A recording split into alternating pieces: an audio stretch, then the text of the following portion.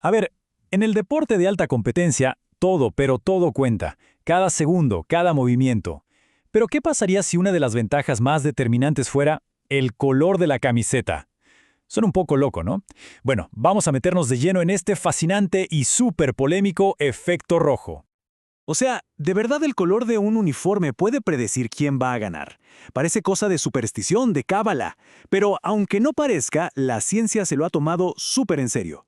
Y hay una razón muy poderosa para ello, que nos lleva directo a los Juegos Olímpicos. Así como se oye, justo ahí, en Atenas 2004, en el evento deportivo más importante del planeta, los investigadores se dieron cuenta de algo increíble.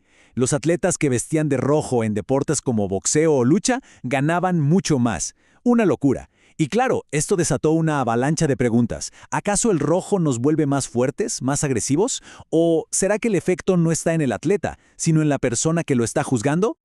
Bueno, aquí es donde la cosa se pone buena. Porque claro, no es tan fácil como ponte a lo rojo y a ganar. La cosa es que este supuesto efecto rojo es súper debatido. O sea, muchos otros estudios intentaron comprobarlo y nada. A veces funciona, a veces no. En algunos deportes parece que sí, en otros no tanto. Si es que existe, el efecto es tan pero tan sutil que cualquier otra cosa como el talento del atleta, la estrategia o la pura suerte lo opaca por completo. Así que tenemos un verdadero misterio científico entre manos. Y aquí viene el gran reto, ¿no?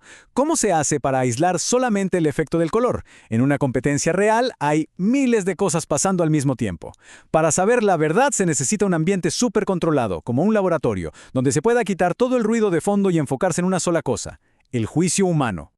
Y justo eso nos lleva a un experimento brillantísimo, que usó un deporte artístico chino para poner a prueba el famoso efecto rojo. El Wushu, piensen en algo como la gimnasia artística o el patinaje sobre hielo. Es el escenario perfecto para este experimento. ¿Por qué? Porque aquí no hay un gol o un knockout que sea obvio para todos. No. La puntuación depende totalmente de la percepción del juez, de si le parece que el movimiento tuvo calidad, fuerza, gracia, y es justo ahí, en esa subjetividad, donde los sesgos que ni sabemos que tenemos pueden aparecer. Y miren la genialidad del diseño del experimento. Súper simple, pero brillante. Agarraron fotos de atletas, los mismos atletas haciendo los mismos movimientos. Y después, con un programa de edición, ¡pum!, le cambiaron el color al uniforme. A veces rojo, a veces azul. La única diferencia entre una foto y otra era el color. La gran pregunta era, ¿ese simple cambio de color haría que los jueces puntuaran diferente?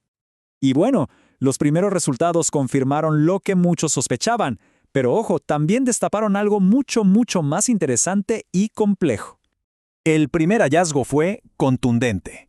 Daba igual si eran hombres o mujeres. En general, los atletas de rojo recibieron mejores calificaciones. Punto.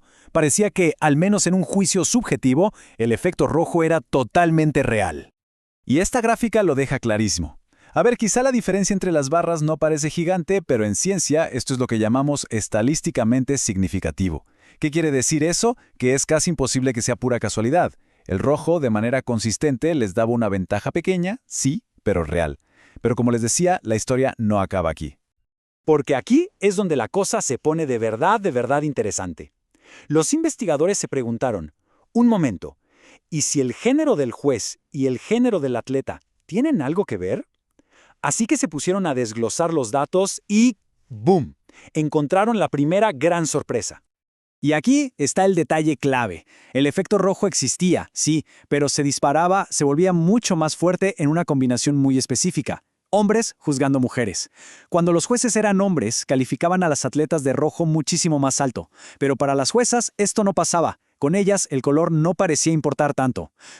Claramente aquí había algo más. Para entender este giro tan extraño, los investigadores tuvieron que ir todavía más profundo, explorando una teoría fascinante de la psicología evolutiva. Esta hipótesis propone algo increíble, que durante la fase más fértil del ciclo menstrual, el cerebro de una mujer, digamos que, se resetea un poco, se vuelve mucho más sensible a ciertas señales en parejas potenciales, cosas como el estatus, la salud, la dominancia. Entonces los investigadores se hicieron la pregunta del millón. ¿Será que el color rojo funciona como una de esas señales? Y la respuesta fue impresionante. Cuando las juezas estaban justo en su fase fértil, las calificaciones que le daban a los atletas hombres vestidos de rojo se disparaban. Ojo, esto no pasaba con los de azul. Tampoco pasaba cuando juzgaban a otras mujeres. Era una respuesta súper específica, casi como un interruptor biológico. Ok, entonces, ¿qué está pasando aquí? ¿Por qué el rojo tiene este poder tan invisible sobre la gente? Pues la explicación parece tener dos partes. Una tiene que ver con la evolución y otra con la cultura. Por un lado está nuestra herencia como especie. Si se fijan en el reino animal, el rojo casi siempre es una señal de poder, de dominancia. Y por otro lado está la cultura. No olvidemos que este estudio se hizo en China, donde el rojo es el color. Simboliza poder, alegría, buena suerte. Es lógico que los jueces de ahí tengan una asociación súper positiva con ese color. La psicología evolutiva lo explica más o menos así. Para los hombres, ver a una mujer de rojo puede activar, sin que se den cuenta, asociaciones con la atracción. Eso explicaría por qué los jueces hombres daban mejores notas.